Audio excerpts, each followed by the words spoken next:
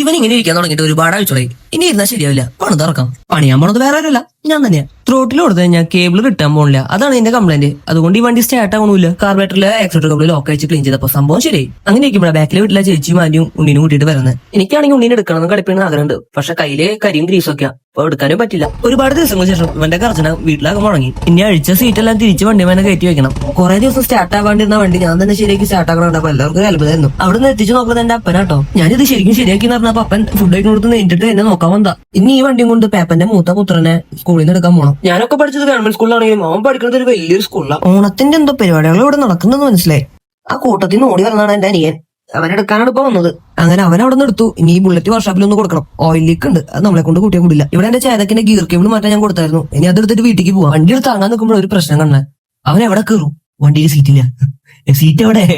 സീറ്റിന്റെ ലോക്ക് തുരുമ്പൊടിച്ച് പൊട്ടിയാ പൂരി വെച്ചതാ. അങ്ങനെ ചെറിയ പിള്ളേരെ ഫ്രണ്ടിൽ ഇരുത്തി കൊണ്ടുപോകണ പോലെ അവനെ ഇരുത്തി വീട്ടിലേക്ക് പോയി. അപ്പൊ പിന്നെ അടുത്ത വീഡിയോയിൽ കാണാം. ബൈ.